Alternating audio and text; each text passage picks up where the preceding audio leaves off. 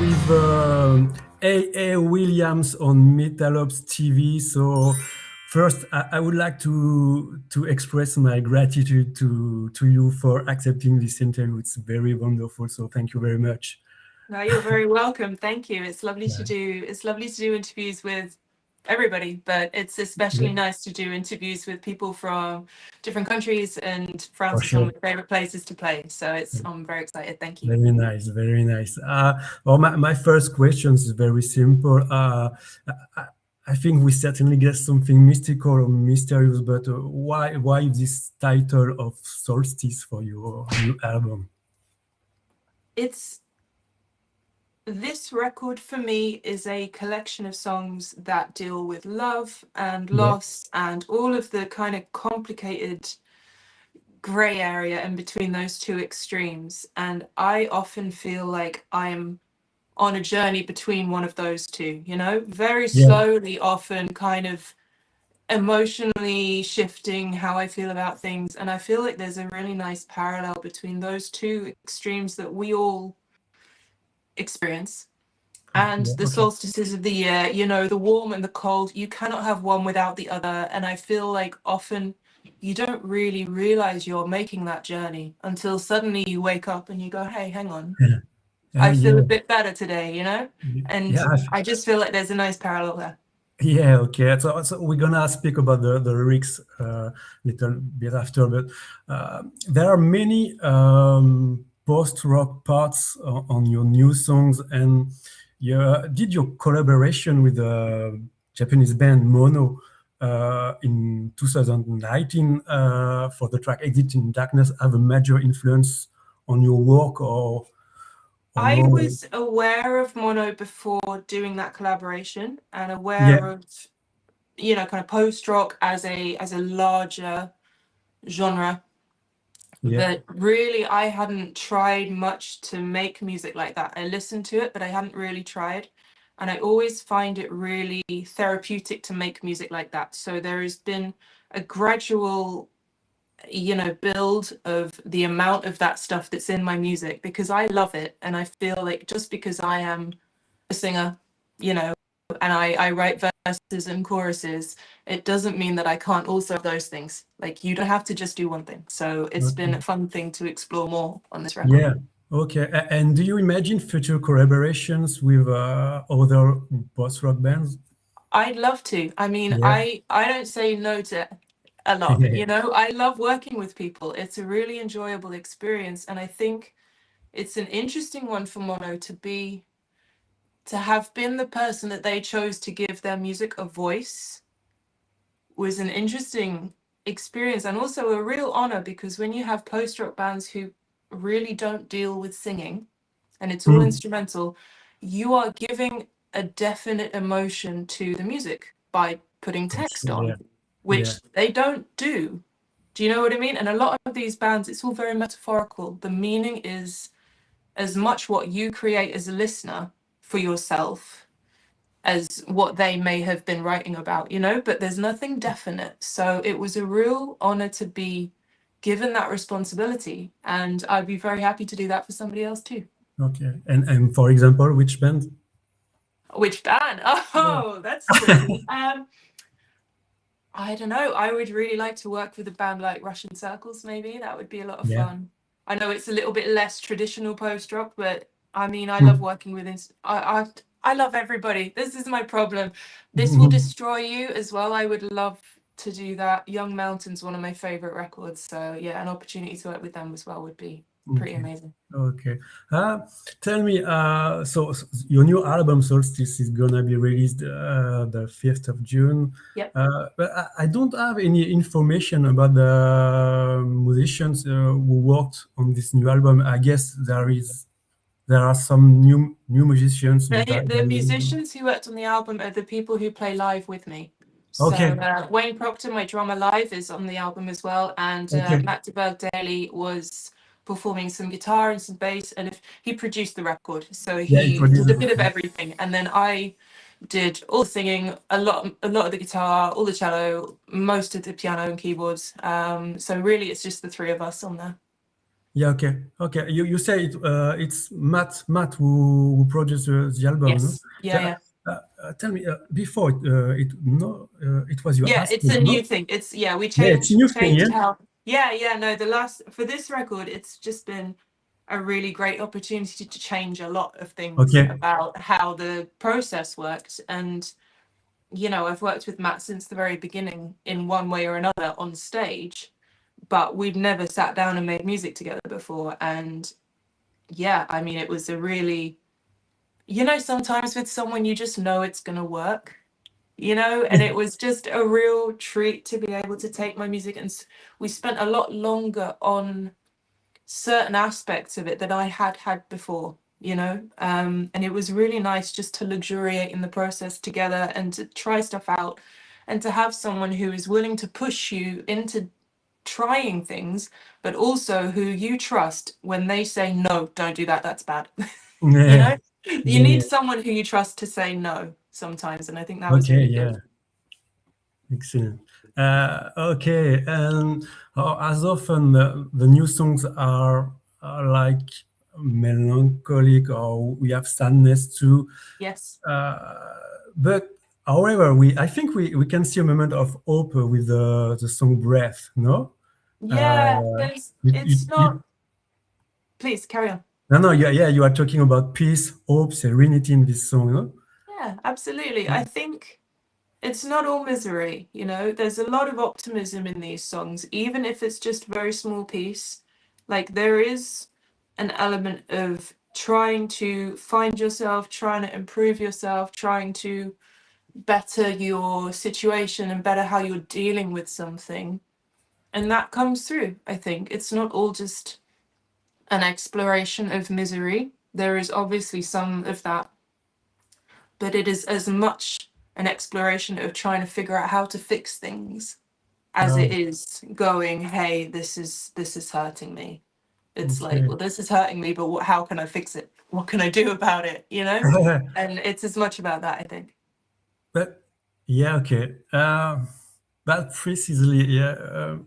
Where does all this melancholy and sadness come from? You live in London, I think, where it's a city where we never get bored. So it's difficult to understand all this melancholy and sadness. Well, some people are just like that. It's not, Yeah, your environment is only so much. Have you been to London? A lot of it's very grey. yeah, But no, I think it is not just about your environment. I think some people inherently feel things in a big way. Some people are very good at avoiding stuff and not really looking at how they feel. I am not one of these people. I feel stuff in a big way, and I do not think that feeling things is a weakness. So I am very happy to explore how I feel about stuff and look at it and try and improve things for myself. And people's mental health is all over the place. yeah, You cannot ever make an assumption about anybody really. And my mental health has always been questionable. It's always been something that I've struggled with. And obviously the situations that you're in as an individual and the circumstances play a role. But you can feel terrible on the sunniest day in the nicest place. So it is a lifelong relationship. The okay. two of us get on and we just get on with our day and do our thing. But it's not always an easy thing to navigate. And writing songs is a really great way of me figuring out how I feel about stuff. And yeah, that's why the songs are the way they are, I guess. Okay, fine. So let's talk about the sentences. Like I said before, there are many sentences where you address someone. You often use the word "you." Yeah. I think it's often mysterious. So, who are you talking about? For example, in the song "Wolf," you say, "I can let you go." On the Mm-hmm. song "Just a Shadow," where you say, "I need you." Song "Poison" with you, "I'm born Yeah. again," etc., etc. There is a lot of sentences with you. Yeah. Is it always the same person or character? No, Or? absolutely not. And a lot of the time, it's not even a person, it's just Yeah, another part of myself. Do you know I what I guess. mean? So Okay. the thing with all of these songs is they are not fully autobiographical, okay? there'll be elements in there that have come from my own experiences, and there are definitely, all the feeling is there and it's mine, but the circumstances in the songs are never so specific to me that somebody else could not listen to that song and relate to it, because that's really important to me. I don't want to write songs that are just for me and everyone else can listen but feel nothing about it, I understand, yeah. So the whole point of putting those songs together in that way is to make the relationship between you and this other thing that you're dealing with, be it a person, a circumstance, another side of yourself, to make that a kind of coherent relationship in the text. And yeah, different songs, different subject, I guess. Okay, fine. Okay, and I like so much a sentence of in the song All It Together. You say, tormented by words unspoken. It's a very beautiful sentence. Thank you. Yeah. Thank you very much. Yeah, I mean, a lot of that song is about trying to second guess somebody and trying to get answers and clarity and trying to understand things and just having nothing to grip onto whatsoever, and trying to find answers where there is just a big empty space and trying to find your way through, because you need something to kind of, you need there to be some sort of benchmark, something to help you to understand the situation. And if you've got nothing, it's really hard. So yeah, a lot of that song is about trying to navigate that kind of thing. Okay, wonderful. Okay, I think we could compare your music to an artist like Chelsea Wolfe. Have you ever thought about a collaboration with her? I'd love to collaborate with her. I mean, you know, I have a list as long as my arm of people that I'd like to collaborate with, but it is as much about what other people want as what I want, you know. I mean, I enjoy working with other people in lots of different ways. So be that someone has written a song and just wants me to do a melody and a word over the top. Sometimes it's like it was with Mono, where it's like from the beginning, you work together and you do the whole thing together. Yeah. It's different for everybody. And, you know, it is really just about logistics, schedules, everything. You know, there's so much to play for there. You can't just write a note to everybody and go, can I do a song with you? Like, yeah, it would be fun, but it doesn't kind of work. Yeah, but you know what? I would dream about a record or a festival. Why not with you, Chelsea Wolfe, or other girls like Emma Ruth Rundle? Yeah, well, that's it. I mean, it would be wonderful. Yeah, I mean, that would be pretty cool. I mean, yeah, that would be You have fun. to But create you know, new you got to festival. write to your favorite people and tell them all to try and work together. Yeah. Okay. A more personal question about your background, your musical training. Did you have an education in classical music? Yes. You play piano, violin, stuff. Yeah. Yeah, no, I started when I was very young. I started piano when I Yeah. was, I think, 5 years old. And I just took it really easily. I just really enjoyed it straight away. And I found, well, when I was young, I was very, very shy, very quiet child. And I found music to be a really natural way of expressing myself, where I didn't need language. Do you know what I mean? I didn't need words. I didn't need to try and tell somebody how I felt about things. I just played and it felt right for me. And even when you're a kid and you're just learning, you know, nursery rhymes and kids songs, it still felt like a really free place to be.